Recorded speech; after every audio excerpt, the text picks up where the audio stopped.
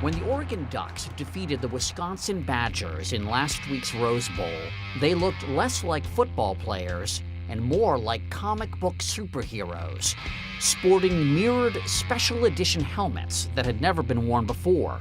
Oh, wow. Look at that helmet. Can you believe that?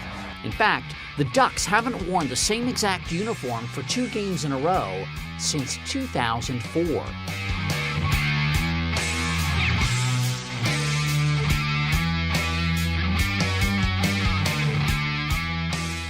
Portland-based Nike has outfitted the Ducks since 1996.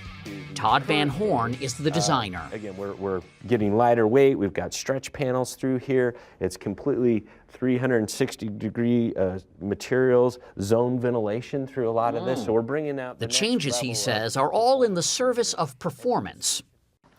Now, the duck wings are very functional. That's the primary intent. It has durability. You know, it protects from, the hits from other helmets or chin straps or, face guards that would actually nick the material itself. So it makes it stronger. But this is about more than functionality. Who are you wearing? Who are you wearing tonight? This season alone, the Ducks wore 8 different jerseys, 6 pants, 5 helmets, 6 different shoes, and 4 sock colors.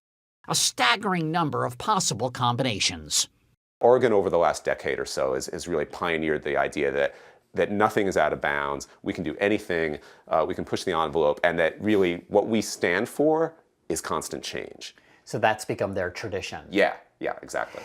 ESPN's Paul Lucas is founder of UniWatch.com. He says college football uniforms have been changing ever since colleges have played football.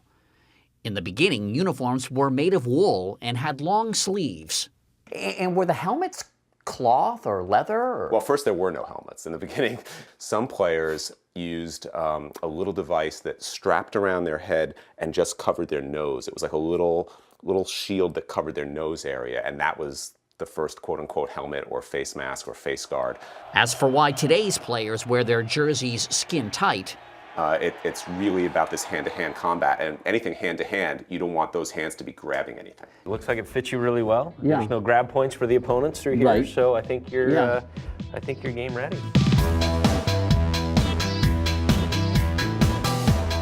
The Ducks have turned the gridiron into a catwalk, and other schools are following suit. Maryland's Terrapins were cheered and jeered when they debuted their Maryland Pride uniforms, taking the state's flag and wrapping the players in it. The biggest thing is, people are talking about Maryland and they're talking about the uniforms. And anytime anybody's talking about you, it's all good. If you think these uniforms are a little too fashion forward, don't tell Coach Randy Edsall. Would you ever think of sending the offensive line up to Fashion Week in New York? With our uniforms? Oh, most definitely. They'd be the hit. Seeing them big guys walking out there with those uniforms. When we had our show here, the runway, those guys were a hit. Yes, the Maryland players had a runway show featuring this season's collection.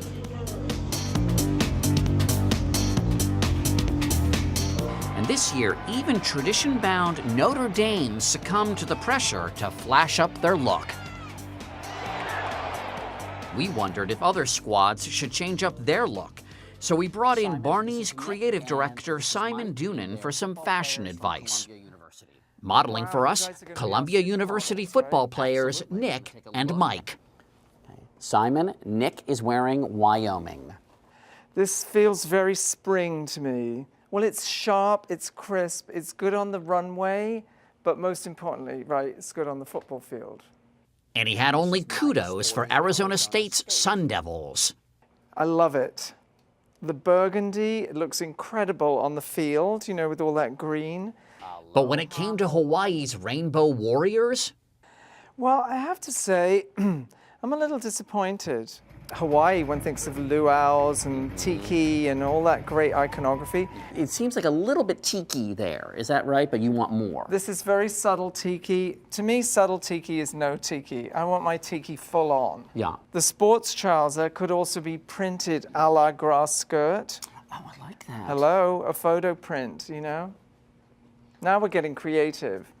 By now, you may be wondering, why does any of this matter? Paul Lucas says a uniform may tell you a lot about a team's heritage, but he doesn't think it has much to do with their success on the field.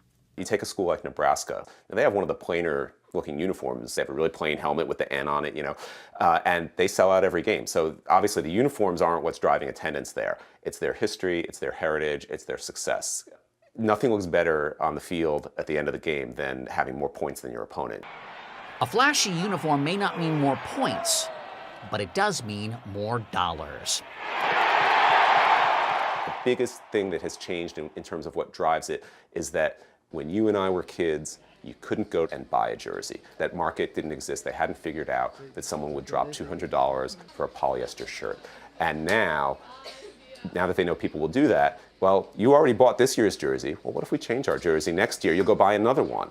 And so that's like the merchandising tail wags the on-field dog in a way that it wasn't necessary or even possible 30, 40 years ago. And while the Oregon Ducks may be trendsetters and Rose Bowl champs, Maryland ended the season with 2 wins and 10 losses. It's one thing to look like a clown and win, then you're a winner. And if you look like a clown and lose, you're just a clown.